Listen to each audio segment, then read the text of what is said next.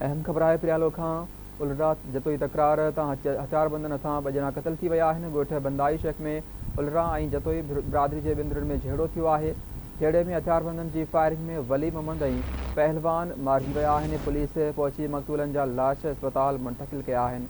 अहम ख़बर आहे प्रियालो खां जिते उलरा जतोई तकरार तां हथियारबंदनि सां ॿ ॼणा क़तल थी विया आहिनि। ॻोठ बिंदाइश में बिंदरनि में झेड़ो थियो आहे, जॾहिं त झेड़े में हथियारबंदनि जी फायरिंग में वली मोहम्मद ऐं पहलवान उलरो मारिजी विया आहिनि।